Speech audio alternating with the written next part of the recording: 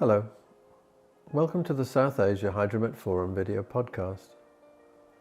Hydrological and meteorological processes shape the natural environment and have a profound impact on how well people live. Floods, droughts and extreme weather disrupt social and economic development and must be dealt with within the framework of a changing climate. The World Bank's development agenda is intimately linked, therefore, to hydrological and meteorological monitoring and forecasting to anticipate threats and opportunities posed by the environment. Application of this knowledge can ameliorate risks by protecting the vulnerable and reducing exposure. This knowledge depends on the ability to accurately predict the impact of hydrological weather and climate events, which in turn requires observations of the entire Earth system, from space, land and sea.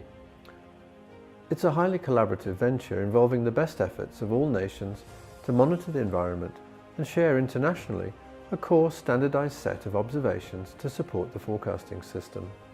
Albeit highly beneficial, installing and maintaining surface-based hydrological and meteorological observational networks is a costly undertaking for many low and middle-income countries, and one that is often underfunded and neglected. Data gaps grow, and the quality of critical forecast declines, or is never achieved, and the adverse impact on national development is palpable. The World Bank has invested over $1.5 billion in hydrological and meteorological modernization projects over the last 2 decades. While social and economic benefits are realized, there is growing evidence that the observing system components of these investments is a weak link that often fails prematurely. New guidance on how to build and sustain this critical infrastructure is needed.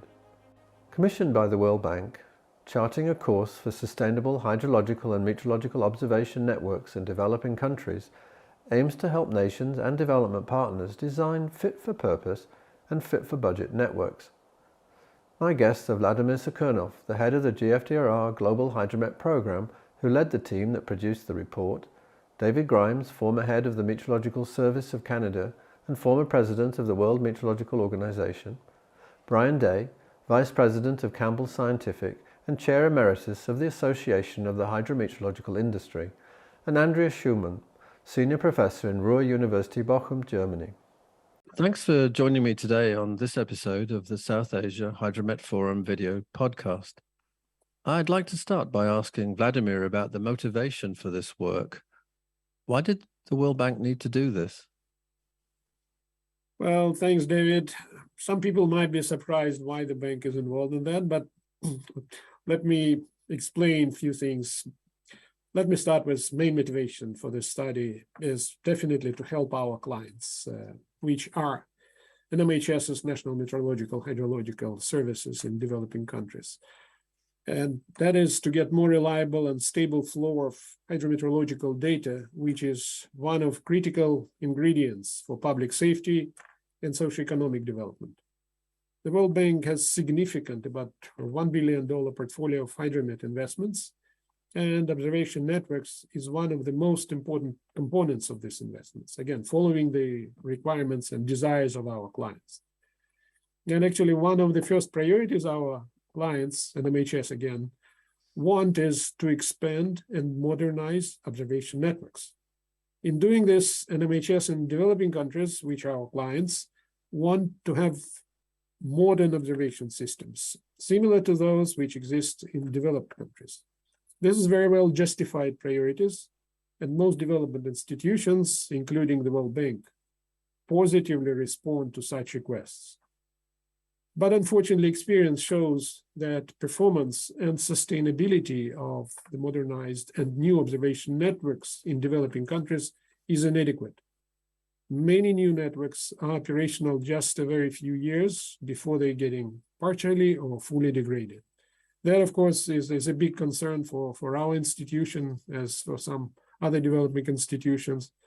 But we on our side realized that one of the reasons of such poor performance is lack of knowledge about what it takes to design, build, and operate such observation networks, particularly in relation to required financial and human resources. So therefore, our main motivation of the study was to fill this knowledge gap and help our clients to design and operate networks sustainably in line with countries' national needs and available resources. That, in short, why we were interested to do that, David. Thanks, Vladimir. Now I'd like to discuss some of the key findings of the report with its lead authors. The report has 3 parts: a vision, recommendations for the design of sustainable hydrological observation networks, and recommendations for the design of sustainable meteorological observation networks. David, you and I led the development of the vision, and perhaps you could highlight our key findings. Yeah, thank you, David, for the opportunity to give a brief overview of the vision component of charting the course to sustainable hydrological and meteorological observations in developing countries. The motivation for this report is that billions have been invested in hydrological and meteorological projects over the last 2 decades in many developing countries.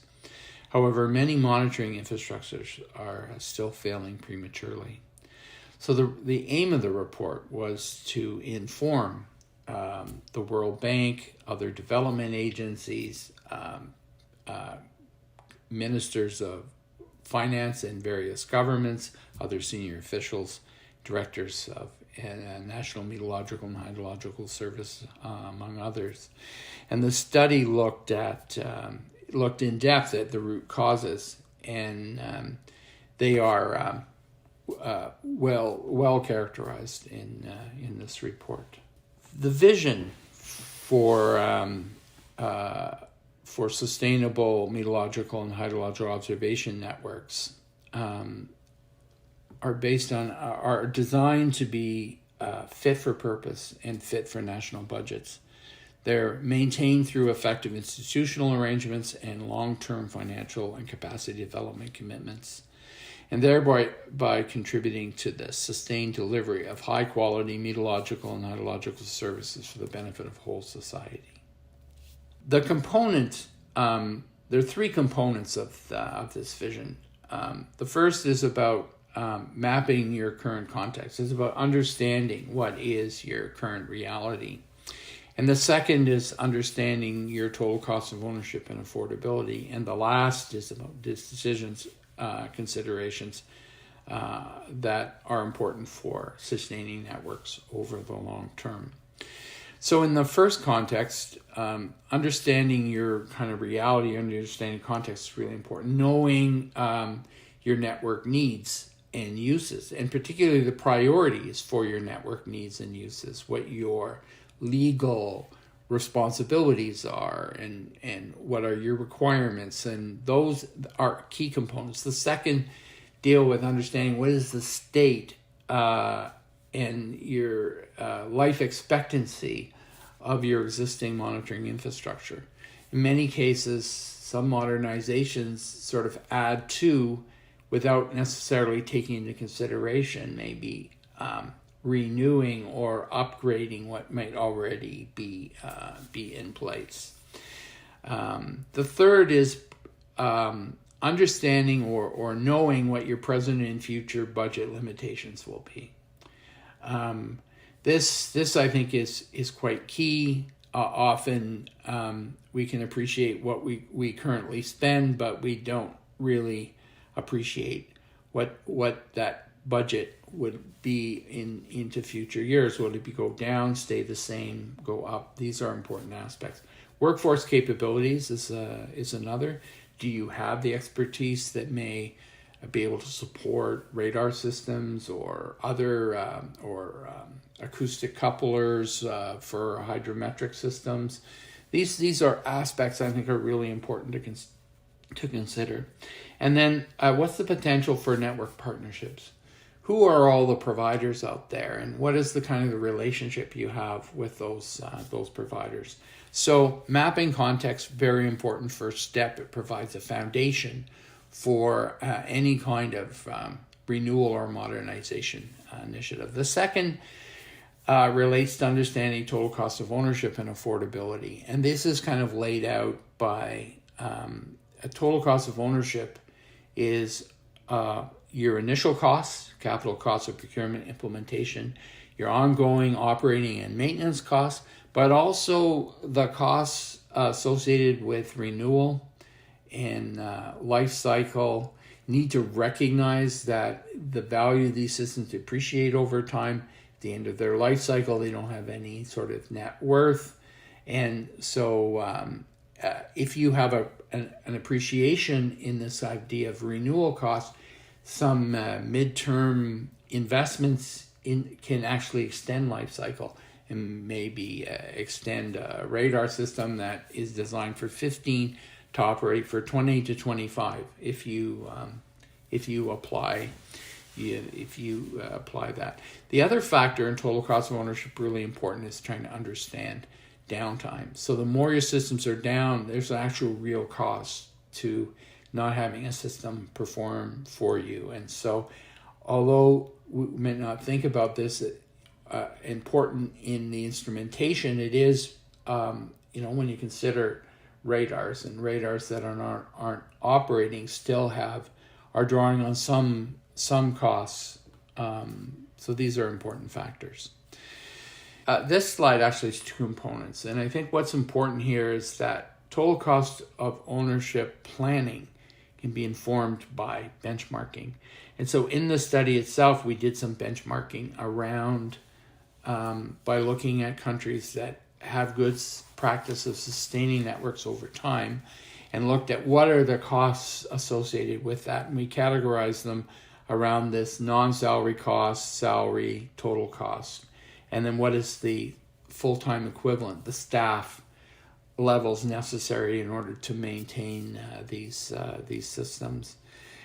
In some cases, in the case of hydrometric, you can see there are ranges, and that's because quite often accessibility to these sites can be quite challenging, or the frequency of revisit is important, and both factors kind of adjust those costs between non-salary costs of $4,000 to almost $16,000 US is a consequence of that. And that these systems, are anywhere from $5,000 to $10,000 when we think of annualized replacement costs. So for planning for a hydrological service, they need to consider that while their operating costs may be in this 5 to 15, they need to account for the potential for renewal of 5 to 10,000 every year. Same can be applied to the meteorological stations, and we did it for automated weather, we did it for upper air, automated, and we did it for polarized Doppler radar. And you can see from that the costs associated with that. The graph on the right-hand side was a comparison. We looked at a number of upper and middle income countries just to get an appreciation of what those costs are and what level of spending are they relative to these kind of benchmarks that have been established. You can see in the orange bars, which are the operating and maintenance costs, they are all less than half of what the benchmark should be. And this is a key consideration in a modernization initiative to ensure there's adequate operating and maintenance resources made available. And it's particularly true for radar.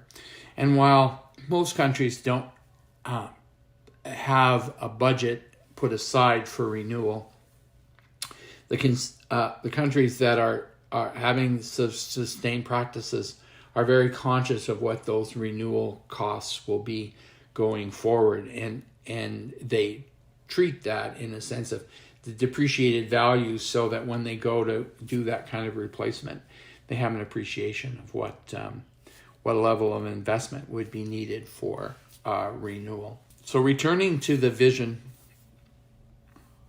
slide, and now looking at decision considerations, the slide. The first category is fit for purpose and but also fit for budget, and that basically needs to be aligned. It sets up for prioritizing what is the most important modernization components that are affordable in the context kind of going forward.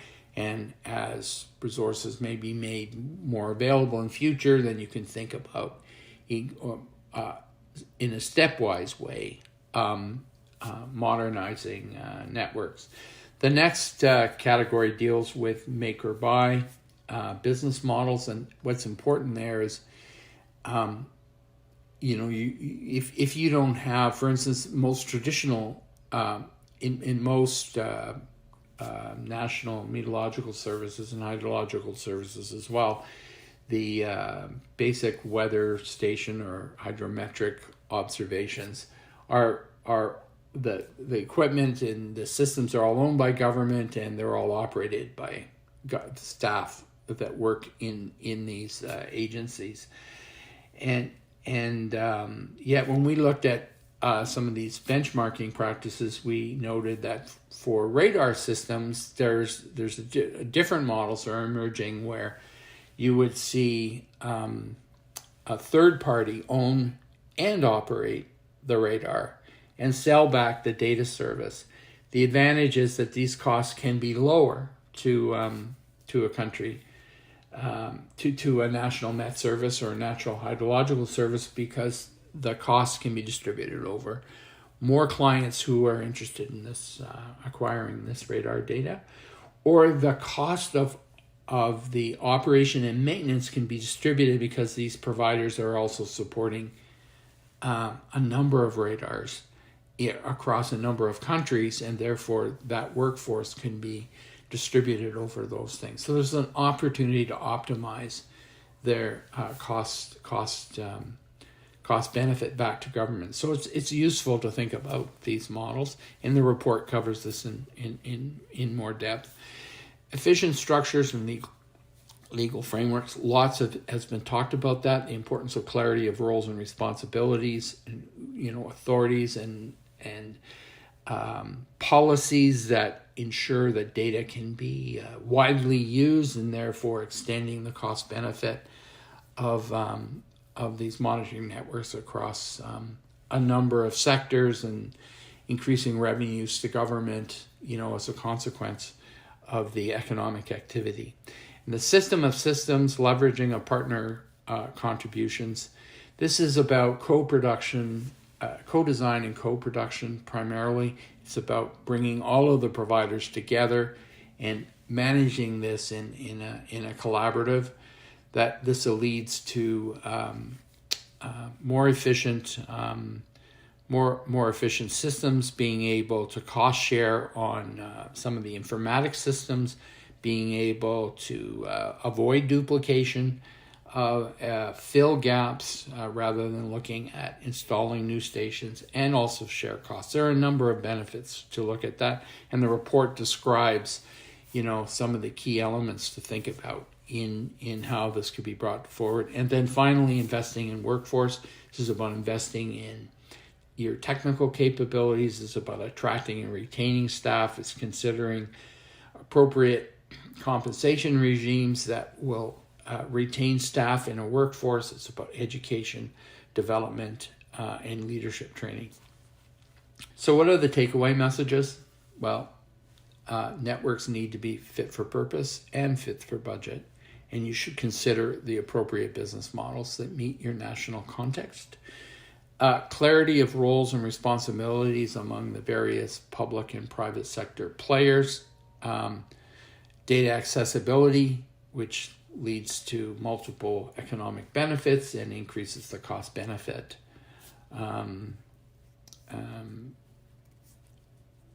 of these systems. And principles of co-design and co-production offer significant potential for cost sharing and optimizing network design. And finally, investing in people is core to success in attracting and retaining skilled expertise. And the last is just taking a look at the value chain. It appears in the first chapter of this report, but I want to conclude with this because data, the monitoring, is foundational to everything that works in this in this value chain. And as a consequence, you can see that the value extends across many sectors.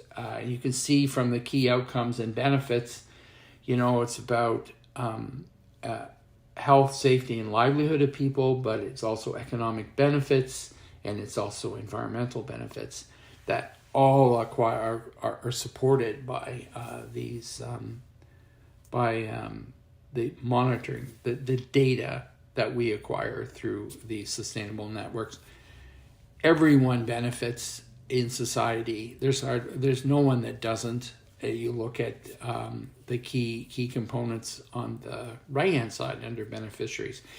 But its functioning, its well-functioning is key to the institutional capacity that needs to be put in place. It's resources, people, and partnerships in the information and communications technologies, and the innovation and mainstreaming advances in innovation and science, which I think are fundamental to ensuring that this value chain functions well, particularly at a national level.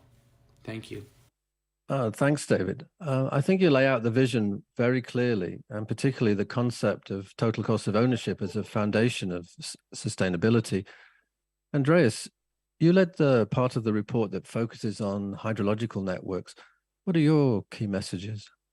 Thanks, David, for the opportunity to present some of the results of the second part of this report. The problem of suboptimal modernization projects face most of, if not all, national hydrological services in developing countries. Despite an ever-increasing need for data, there is growing evidence that hydrological observation networks are in decline in many parts of the world. How can we reach sustainability of our networks? As my final remarks, I see two opportunities to handle these problems. The financial and human capacities of a hydrological service have to be improved in short time, so to set the transition to a complete new technological system of hydrological observations can be mastered. Or as an alternative, modernization projects have to be prolongated to adapt them to the existing capacities of hydrological services, which have to improve stepwise over a longer time step. David, you've mentioned the need to ensure two aspects in the design of observation networks. They should be fit for purpose and fit for budget. For the planning of sustainable hydrological networks, this results in three main tasks. First, we have to identify hydrological data and information needs. This requires a close interlink with the users of these data and information and the awareness of existing knowledge deficits about hydrological conditions. Second, we should consider the limited availability of qualified human resources. For this purpose, it is necessary to specify the required personnel in terms of numbers and qualifications to provide qualification and training opportunities and to evaluate the possibilities of attracting qualified people and retaining them through adequate salaries and working conditions.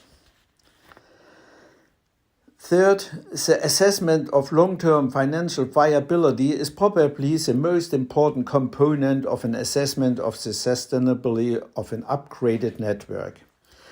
This requires the estimation of the total costs of ownership, which have to be compared with the available budget. With regard to the limited lifetime of the different components of hydrological networks, a life cycle costing approach that captures the ongoing state of the equipment, depreciation, residual value, costs of disposal and costs of replacements is an essential element in such analysis. Let's have a closer look how these three aspects should be considered in the planning process. To identify hydrological data and information needs, we have to analyze the hydrological value chain. The general aims of hydrological observation networks, which are listed here in the upper part, are similar in all countries, but there are specific aspects of the application of hydrological data which depends on the regional hydrological conditions, the requirements of the social and economic sectors, and the impact of adverse water conditions on the socio-economic development. These aspects are listed below. Obviously, these needs differ between countries and have to be determined at the beginning of the planning process. Also, the state of the development of the hydrological network has to be estimated at the beginning of the planning. In the report, we focused on observation networks for discharges. These data are indispensable for water management issues and disaster management. Such stream flow observation network requires the registration of water level data and regular discharge measurements to determine rating curves which are needed to transfer water levels into discharges. To specify 5 levels of development from undeveloped to advanced, which are described in this slide, 4 criteria can be applied. The installed equipment at stream gauges and the performance of the gauging stations, the regular discharge measurements, the regular update of rating curves, and the applied technologies for data transfer. Any transition to higher levels of development is associated with a change in technologies. If a network has not been modernized in the last 40 years, it often consists of staff gauges with manual reading and/or mechanical systems with analog recording. Such gauges have to be replaced now by electronic recorders capable of digitally recording water levels at short time intervals, for example, every 5 minutes,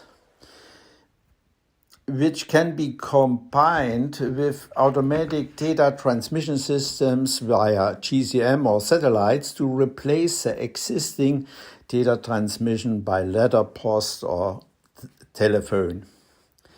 Direct access to these data via workstations or the internet allows users to feed real-time data into hydrological forecasting models or operational water management systems.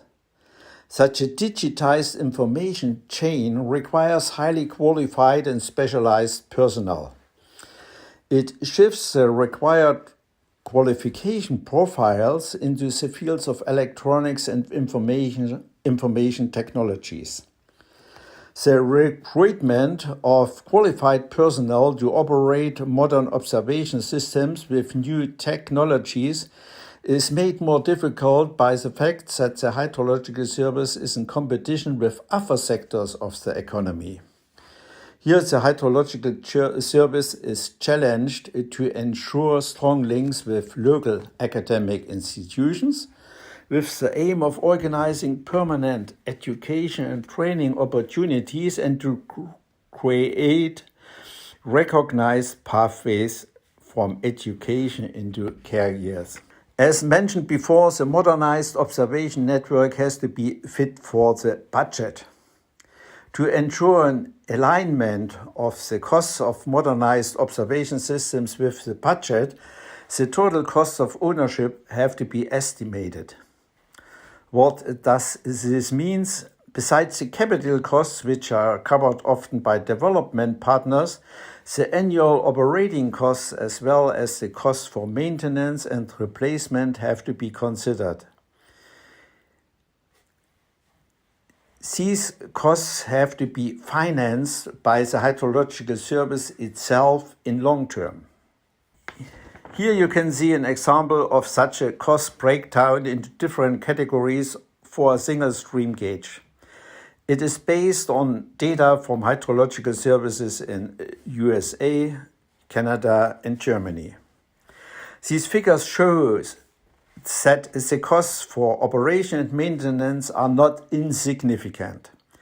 Of course, the different cost categories depend strongly on the regional and national conditions, but the operation and especially the field work will be in every case a very cost-intensive task if we compare it with the capital costs of the initial investment. In total, the annual costs of operation and maintenance can be assumed in a range from 30 up to 50% of the costs of the initial investments. Thanks, Andreas. The point you make about adapting modernization projects to the existing capabilities of hydrological services is very important, and perhaps we can return to this later. Brian, you led the meteorological part of the report. What are your key messages? Thank you, David, for the opportunity to speak on sustainable meteorological and observation systems. As David indicated earlier, I work at Campbell Scientific, where for the past 41 years, I've been designing automatic weather station networks and educating clients on how to keep the networks operational. In support of our discussions, I've prepared a few slides showing the financial resources required to sustainably operate an observation network, as well as some recommendations on how to reduce premature failures. Sustainable. The National Met Service must target an uptime level of 90% for newly acquired systems, with the goal of improving performance to 95% as they gain operational experience. Uptime is a simple measurement of the amount of data received at the data center by the amount of expected data from a station or network over a specific time frame. We looked at the performance of automatic weather stations, upper air and weather radar systems in the table to the left. As we see, the developed world national Met services, highlighted by the green boxes, for the three different system types, consistently achieve performance levels that range from 90 to 95%, with a benchmark average of 93% or greater. Comparing the developing country national Met services, highlighted by the red boxes, they averaged an uptime performance level less than 90%, regardless of the system type, and so these systems really shouldn't be considered as having sustainable operations. While there are some developing world countries with uptimes of 90% or more, the majority operate at less than 90%, with several countries in the 50 to 79% range. It should be noted that uptime is a calculation used to determine network operations and does not speak to the quality of the data. Every meteorological service has the same basic mandate and is committed to providing forecasts for public safety. So we need to understand why there is a difference in the performance between the developed and the developing countries. Expanding the comparison table, we have added the cost of annual operations and maintenance, or O&M, in US dollars. These values do not include labor and are ones each national Met service faces regardless of whether they are based in a developed or developing country, as most of these costs are associated with equipment. The benchmark country's annual spend on O&M comprises costs associated with logistics to support field site visits, spare parts inventory for calibration and replacement of damaged equipment, consumables, plus the cost of life cycle replacement of specific equipment such as batteries, sensors, and parts as they reach their end of life, which is shorter than the expected lifetime of the system. These are annual costs, and when adequately funded, a national Met service will have the available inventory to support proper maintenance activities and life cycle management, providing the opportunity for the systems to operate at performance levels above 90 to 95%. It should be noted that these costs are significant when you consider the lifetime of the system. For an automatic weather station, the lifetime O&M is 110% of the replacement and installation cost which is $56,000. For radar, it's approximately 45%, given the high capital cost of the system. And for upper air, the O&M is 400% over the 20-year lifetime. When we compare the annual spend of operations and maintenance, we see that developing countries in each of the three types of systems are underspending by approximately 50 to 60%. This underspend indicates that many developing countries do not have the sufficient budget to carry out proper maintenance, calibration, and lifecycle management of the observation systems they are operating. However, it should be noted that those developing countries that allocate and spend close to, and in some cases above, the benchmark cost have the highest performance in uptimes of 90 to nearly 100%. The lack of ongoing financial resources impacts the National Meteorological Service's ability to maintain and carry out life cycle management of the observation system. This funding gap negatively impacts the uptime performance of the network. This, in turn, reduces the availability of usable data, or in some cases, there is no data flow from the system at all, which presents as a premature failure of the observation system. The lack of data impairs the effectiveness of the Meteorological Service in living its primary mandate of providing forecasts for public safety. It is clear from this brief overview that the lack of sustaining operational budgets leads to systems not reaching their expected lifetime of 10 to 20 years. So let's look at some ways we can raise the performance levels to the expected range of 90 to 95%. David talked earlier about the $1.5 billion that the World Bank has invested on modernization projects for developing countries' national Met Service over the past 2 decades. This money was for the initial or capital investment to purchase and install the equipment so the National Meteorological Service could benefit from an operational observation system. As we have discussed, there is a significant component applied to the annual operating costs, maintenance costs, and life cycle management costs that must be funded by the National Met Service once the system is installed, which are shown in the panel on the left. This one-time capital model may have led to an overbuying of systems, where developing countries often do not have sufficient annual budget to sustain the operation of the network that they purchase. It is recommended that the National Met Services go through the process of calculating the total cost of ownership so that they, the country's finance department, and the World Bank understand if the observation system under consideration can be sustained over the expected lifetime of the equipment.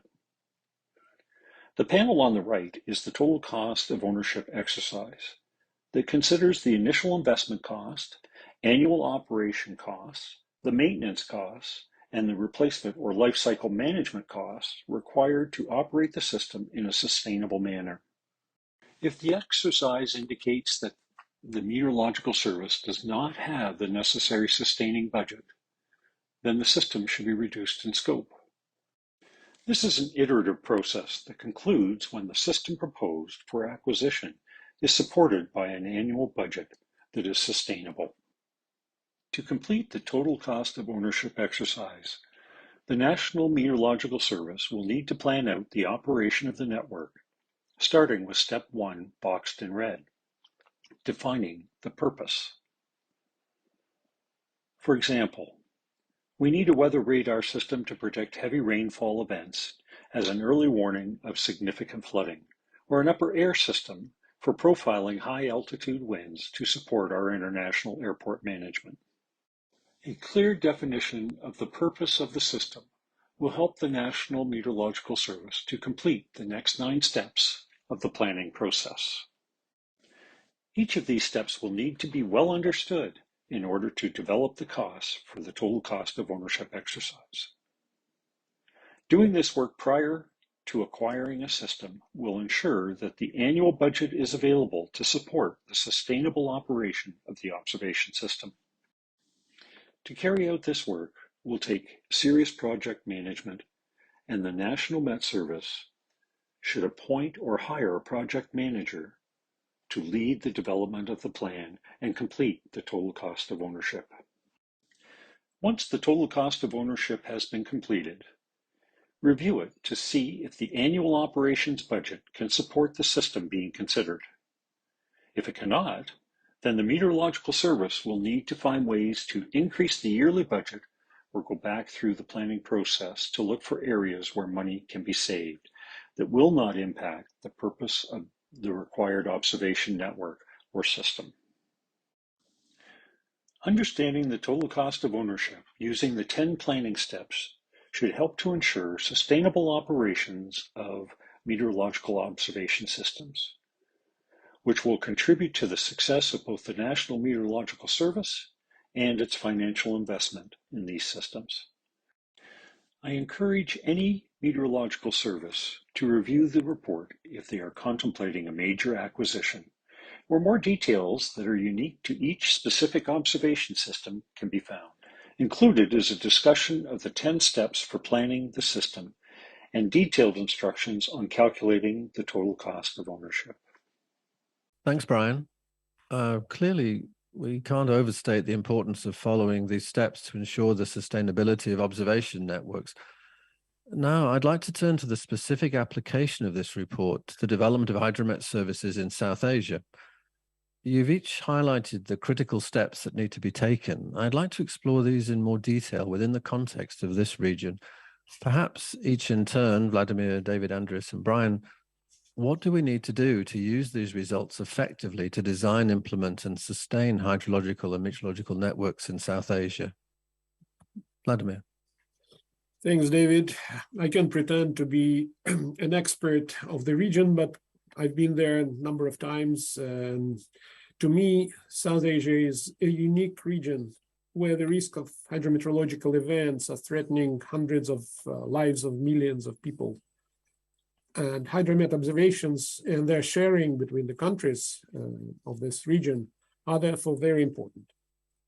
Thankfully, the South Asia countries are working together already on this issue through the South Asia Hydromet Forum and other regional activities with active participation of regional organizations such as RIMES and ADPC.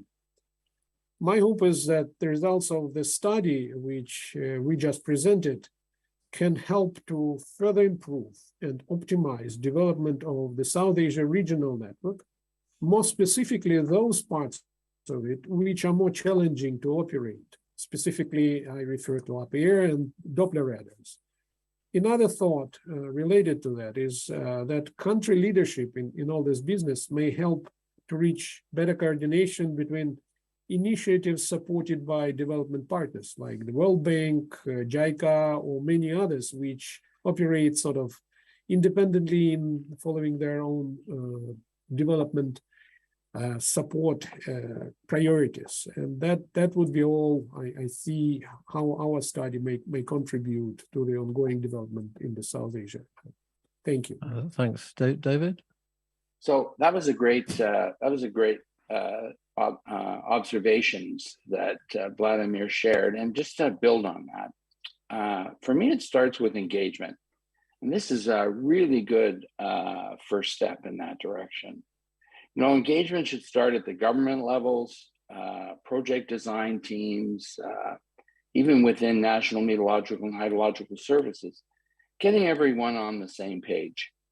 You know, it builds awareness amongst those who have the decisions to finance these hydromet networks. And as we have pointed out in the report, that the weakness in these networks is usually a consequence of lack of funding or not having the funding to sustain the maintenance and operation through its full life cycle. Or, and in addition, the specialized expertise necessary to keep these systems operating. in many cases, this is a transition in developing countries from manually observed systems to automated ones, and they don't always kind of carry that expertise. So putting emphasis on human resource investment and management is also critical.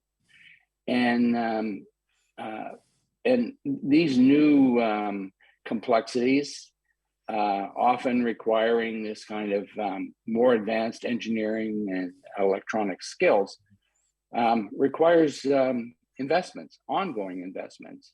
And to be able to attract and retain staff in these organizations, I think is really important. I think the last thing I might say about human resources is that there's a real need to invest in the leadership training and succession planning for national meteorological and hydrological services, because these leaders in these organizations need to bring this awareness to government leaders, to ministries of finance, in order to help do that.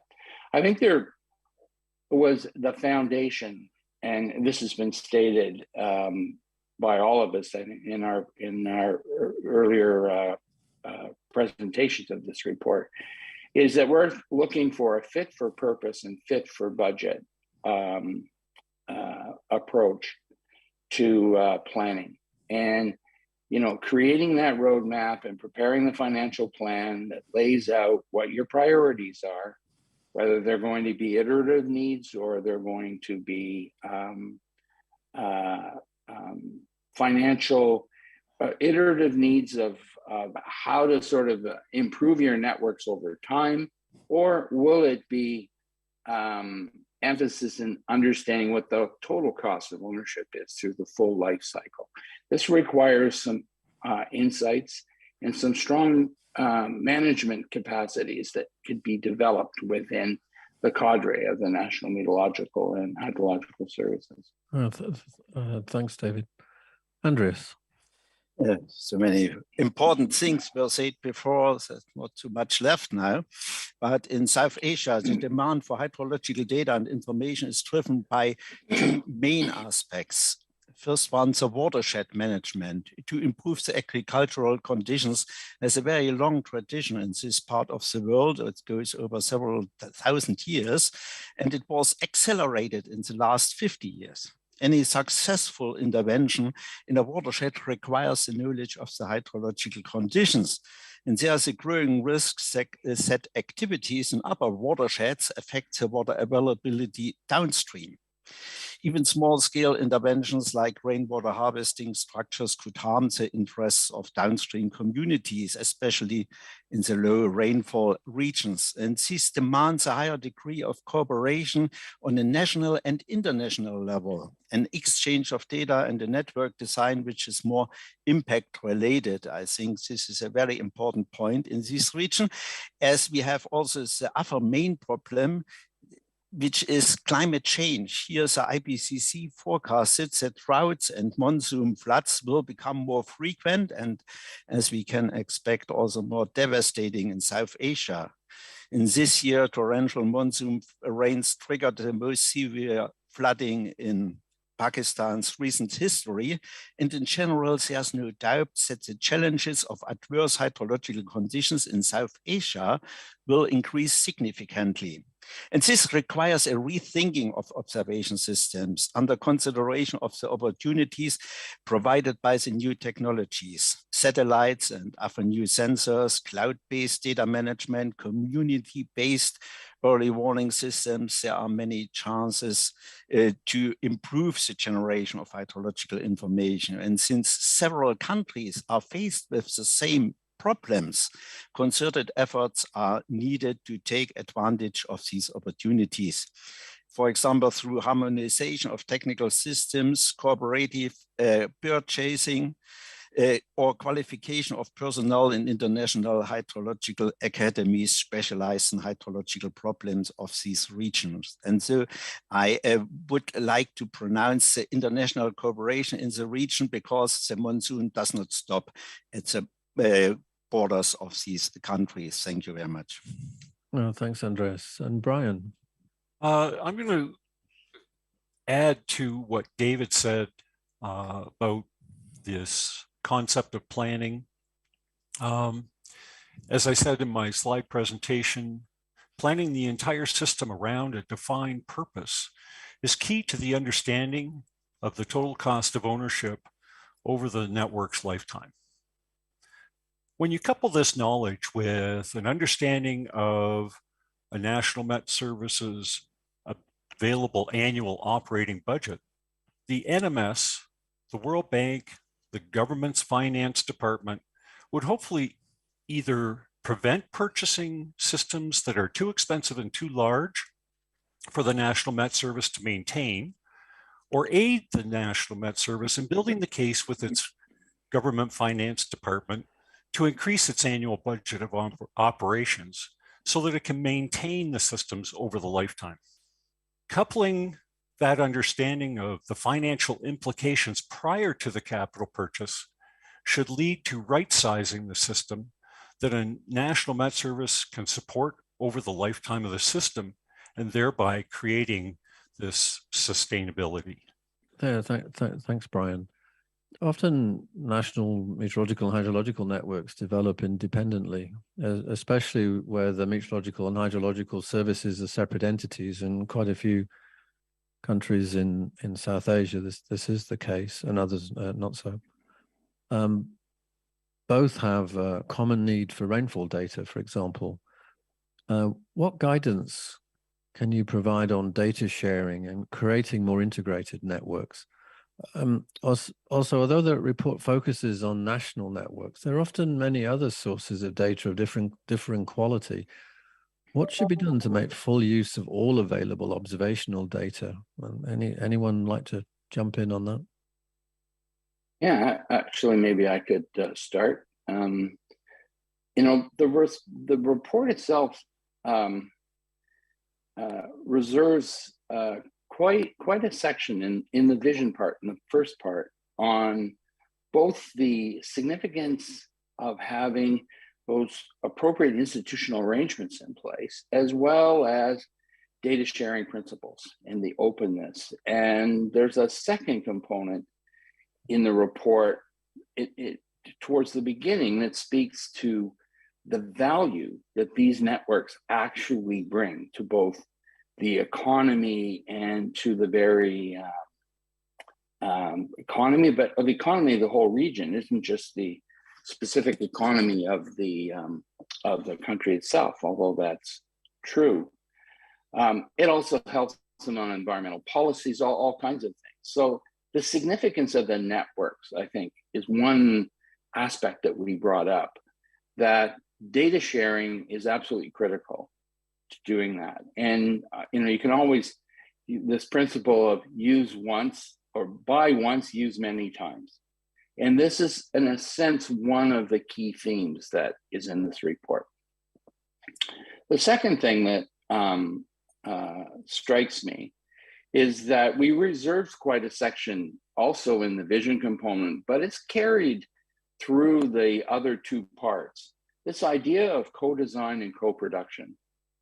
And from our perspective, this approach is a way of creating efficiencies and benefits, cost sharing, looking at ways of avoiding duplication, and sort of leveraging off each other. And what strikes me in there, and I'll just highlight really three subpoints to this kind of co-production, co-design, just to remind the audience. It begins with engaging other network players. You need to know who else is in the business of observations in the country. And if you actually invest some time in doing that, knowing who does what and building forward on these relationships, I think provides a strong foundation for building up the potential for this kind of co-production model. Secondly, you know, it naturally leads to leveraging what already exists to fill gaps. I mean, there have been other studies and observations, observational systems that have documented that we never really fully exploit the use of the data we already have. And by leveraging what already exists to fill gaps, of course, speaks to directly to the question you pose. And often the observational data is acquired for one purpose and not necessarily shared, which results in the value of observations being underutilized, especially for publicly funded networks. And my last point was this sort of build up partnerships. This, I think, is really critical. This idea that that how we can work as a community versus working alone makes a huge difference. And for me, there are a couple of really important aspects. One of them is governance. The whole idea of having a forum, and we've actually highlighted a couple of examples in the report where this exists, where there's a forum where all of the members come together and set priorities together, look at who is best posed to operate these networks, how best to address user needs. And I think that kind of transparent approach is really important, and it brings benefits to the whole community. Thank you. Thanks, David. And I think that I'll touch on this in a little bit, because I want to kind of pick up on that point with respect to South Asia, because there's a lot of thinking going on in the community about how to do things better together. But Andreas, the situation, the difference, there's obviously overlap between the meteorological observations, hydrological ones, where they both need similar information, and there are, of course, unique parts that are purely water related from a river point of view. But are there opportunities for more collaboration than exist now? Yes, I think the main opportunity is not only to link meteorological and hydrological observation systems by exchange of data, but by product-oriented collaboration between experts from both disciplines.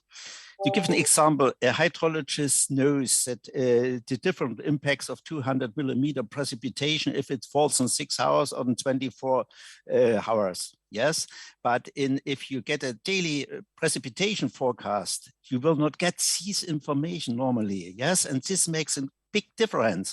Or to give another example, if you make flood forecasting, you are bounded to catchments, to river basins, and not to administrative units with regard to the precipitation forecast. And this makes a big difference. We don't need such information all the time, but if it's needed, we should have partners in meteorology which provided us with this information to benefit the society with hydrological and meteorological information and data which are interlinked. And I think this is very important to find such an improved cooperation at every level between hydrology and meteorology. Do you think there's scope for really develop? We talk about networks and they're kind of separate entities between hydrology and meteorology, but do you think there's a scope for kind of getting countries to think about the national network? It's made up of different components, hydrological components, meteorological components, and see the investment in that in a more integrated way. Flood risk assessment is an example where we need such a combined investments, yes, to get the precipitation data to make the models, to get the hydrological data in near real time, and to make then an update of the modeling work. You cannot do it by yourself as a hydrologist. You cannot do it by yourself as a meteorologist. Oh, thanks, Andreas. Brian, any thoughts on this? Regionally, if several countries could get together and develop a monitoring strategy for weather radar that spatially monitors a broader area that would be That would be ideal. It would reduce the number of personnel that need to be trained, the amount of inventory that's required, and that inventory is also very expensive to keep given some of the parts that make up weather radar. The only issue I see is being able to get personnel and parts across the various borders for the countries. That's on the maintenance side. When we talk about, and going back to your original question about sort of an in-country monitoring strategy, I remember at Intermet Asia in Singapore one year, there was one slide that was put up on a screen. There was a support, and it had 5 identical to pig bucket rain gauges, all monitoring the same parameter from 5 different agencies, indicating that they couldn't share the data. So everybody had to put in their own system. That seems silly to me. You could get better resolution and spatial resolution if you were to take those 4 of those rain gauges and distribute them elsewhere in the country. That would give you a better picture of what's going on in your environment. So I'm a big proponent of developing an in-country monitoring strategy, say for automatic weather stations where hydrology, the Weather Service, agriculture, and other agencies get together to reduce the duplication of monitoring stations, the duplication and training of personnel, the inventory for spare parts, with the goal of satisfying a broader range of data needs. The more times we use the data, the cheaper that data becomes and the greater value that we get out of it. This would be, I think, a better way of improving the sustainability of a network type over its lifetime in a country. I want to pick up on that and sort of aim a question at Vladimir, because it's, so we talk about different agencies being responsible for observations and observational networks, but we also have a problem with different development partners being responsible for components of networks. And Vladimir's well versed in this. Perhaps you could comment on how do we really reconcile the competing forces that often exist that are not only national forces. Thanks, David. I was tempted to respond to a last point which Brian made about multiple rain gauges. I've seen in some countries multiple rain gauges installed by multiple development partners, which all were not used for the reasons which we try to avoid in our study. They were not sustainable for a number of reasons, because they didn't have communication network operational and few other small things. But we had in some countries a battery of these rain gauges which are standing there, and at the same time, automatic systems, by the way, and at the same time, countries were continuing to do manual operation because that was the only affordable thing which they could do. But let me try to get back to some of original questions, David. I, of course, fully agree with what my colleague said. My kind of angle would be what should be done to do that cooperation between hydrology, which is usually a part of water resource management institutions, and meteorology, which is elsewhere much smaller in many countries. It's a matter of building incentives. And for the public sector, it's not well recognized, unfortunately, that these incentives are not in place at the high level of the government. Moreover, existing situation in many developing countries, and there are disincentives to work together because each of that entities are fighting for their limited budget. And that's the main problem why they're not willing or not, it is not possible to work together. So my hunch is for the development institutions like ours is to explain to the senior management in our institution and then to the management of that countries that joint work of these agencies should be based on the appropriate legal basis and appropriate institutional setup, again, with financial and human resource build-up, which will stimulate that. That's point one. Point two, which also in your original question and which was also referred to by David Grimes, building partnerships. There are a number of cases in developed world, be it Switzerland, be it Norway, where all sorts of data is being integrated, depending on different layers of quality of that data. And that data is order of magnitude greater than that national high quality data which is collected by those agencies.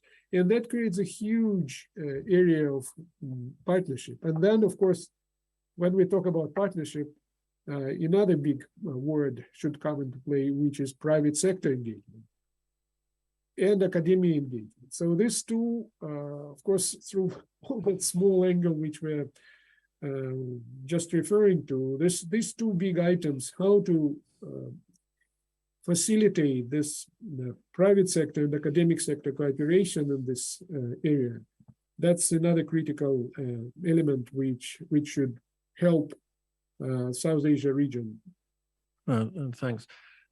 I mean, you've touched on this whole issue of regional kind of cooperation, and in South Asia there are efforts to develop regional training for radar, so that it's not all done nationally with very limited human resources, because and in declining resources now in many places. But there is, and I think Brian touched on this idea of supply of spare parts and things. And what I'm curious, because it is being discussed in the South Asia Hydromet Forum community, is what could we do to kind of think about maintenance and supply of parts? For example, every country has got, obviously it's has to support its observational networks. And very frequently, as our report has shown, the maintenance and operation basically has been very, very difficult for many. And we see this certainly throughout South Asia.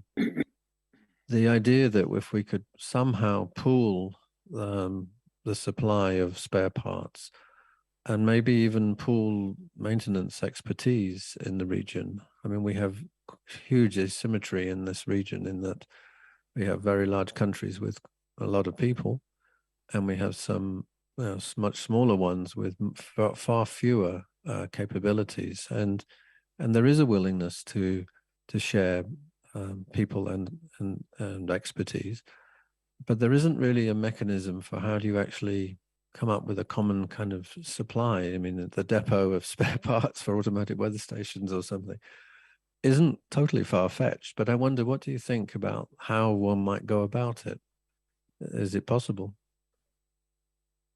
Brian, perhaps from a... Yeah, I actually think it's very possible, and a great way to increase the sustainability of countries that are not as strong technically as some of the others that may be present in the region. You talked a bit about spare parts and the life cycle management, I would add, but one of the other key pieces in sustainability is maintaining those measurements, especially when you look at how to calibrate the systems. And calibration takes a great deal of technical expertise to support the measurement system so that you're getting the data that is of quality fit for purpose. And so having a regional calibration center, and I know that WMO maintains 6 of them, but in smaller regions where we're not having to ship equipment long distances, we can keep it within the region itself, I think would go a long ways to help supporting quality data over the lifetime of the network. Thank you. That's interesting, because it also can be a place where you can be a source of parts also, right? If you find quality assurance is slipping, you can provide the wherewithal to improve it. David? Yeah, actually, there were a couple of thoughts came to mind when you with that question. The first is, I raised the point about, if you think about cooperation first rather than last, that is a good first step. And that isn't natural. For you raised it in your comments, David, that most of us are, when we're running our own organizations, are very inward focused, not in a negative way. It's just we're trying to manage what we have, and very difficult and to establish that. There are two things that we did in our report, and this is actually framed in the vision part of the report. The first is looking at examples where we do see this kind of regional collaboration taking place. And we've highlighted in the report some of the successes.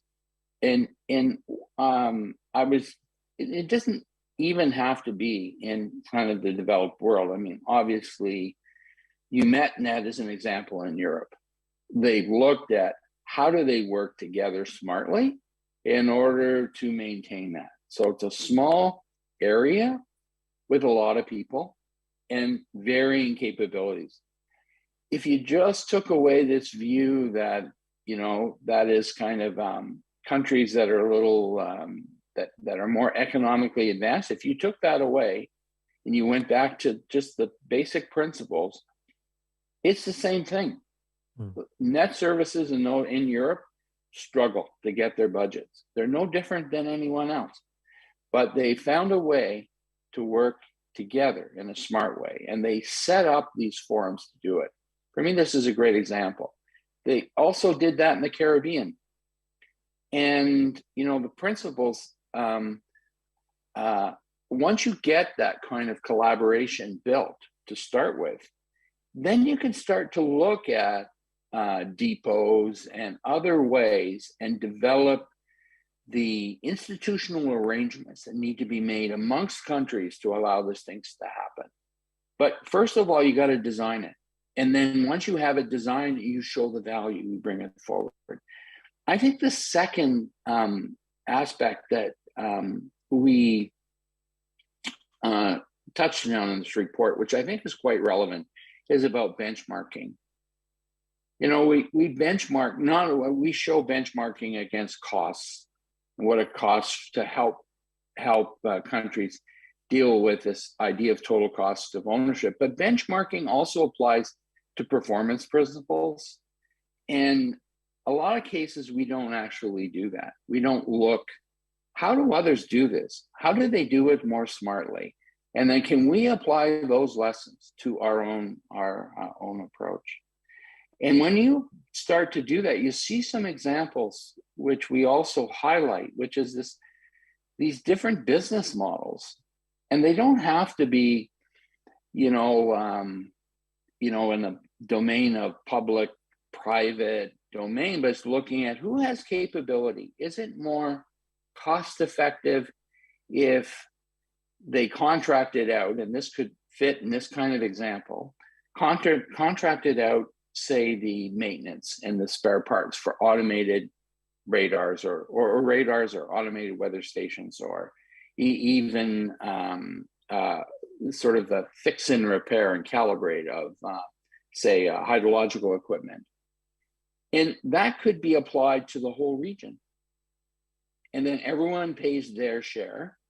And, it makes it more competitive for an organization to come in and provide those kinds of services. And it comes back to a point that Brian raised, which is also in the principle of design. They may realize they don't need to have 4 or 5 different rain gauges, or Vladimir raised this, in proximity, that this could be done. So there's some really good thoughts that we worked out in I know it's a big volume, but there's a lot of substance that I think could very well apply to thinking about our regional approach in South Asia. Thanks, David. Andreas? Yes, I fully agree, which was said before by David, and it's also true for hydrological equipment, for example, current meters or something like this. There are several types on the market, but if we could harmonize the use of these things within a region, we would have a lot of benefit with regard to the spare parts, with regard to the calibration of these equipment, with regard to the repair of these equipment in the local scale or regional scale. I think it would make sense to harmonize such techniques between neighbor countries to make a better exchange and to make a use. If you are a big customer, you are more interesting than 5 small customers. Yes. Oh, yeah, thank you. Vladimir, please. Thank you. Few more reflections. Thanks for colleagues' opinions. Very good.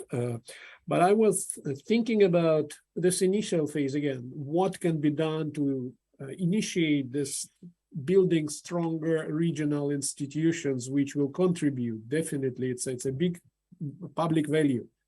And of course, we can use the example of Europe or Caribbean, but what is missing in the less advanced regions, or better to say poorer region, like Africa, where regional institutions are not that strong despite multiple years of existence, there is a way to justify that using the concept of global public goods or regional public goods. What is now used in the SOF, and we included some reference to this systematic observation facility, which is one relatively small part of this hydromet value chain, which will be supported globally to generate that data. But similar idea, I think, developing agencies may try to present to the donors, to developing institutions, to build this initial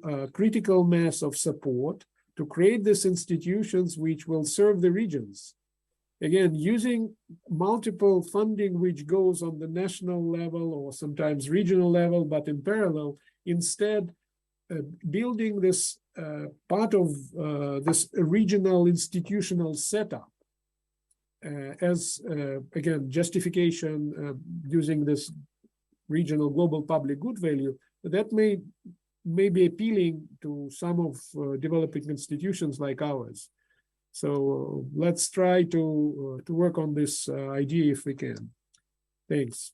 Thank you very much. So I'd like to draw our conversation to a close. Thank you very much for your participation in this discussion for the South Asia Hydromet Forum, and also I'd like to thank all our other colleagues who've contributed to this very comprehensive report. Thank you. As we have seen, creating and sustaining national hydrological and meteorological networks requires considerable effort. I'd like to reiterate the recommended key actions. Create a roadmap for the observational network based on country context and data requirements, including a long-term financial plan. Prepare a financial plan that includes the total cost of ownership of the components of the network. Consider the most appropriate business model for network operations. Outsourcing may be advantageous. Consider innovative financing schemes, perhaps a public-private initiative to share costs and make data widely available to different users. Prioritize building human capacity in all aspects of management, operations, maintenance, and planning. Work with education and training establishments to build the necessary skills. Consider building partnerships at every level. This could include the beneficiaries of Hydromet services that can provide additional data, including municipalities, other government agencies, the private sector and academia that may be providing targeted or tailored Hydromet services. The report concludes that a key step in building resilience to natural hazards and climate change is to optimize investments in sustainable meteorological and hydrological observation, with a focus on networks that are built to last and deliver global, national, and local goods. The full report is available through the SAF Knowledge Hub and the GFDRR website. Thanks for watching.